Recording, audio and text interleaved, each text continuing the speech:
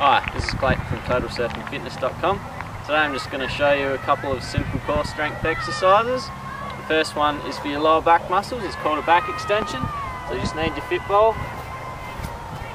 Lay down on the ball with your stomach on the ball, hands on the side of your head, and then just lower your torso down, buck up, straighten your back,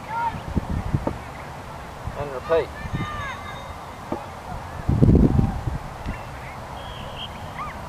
Just want to do 10 to 15 repetitions of that.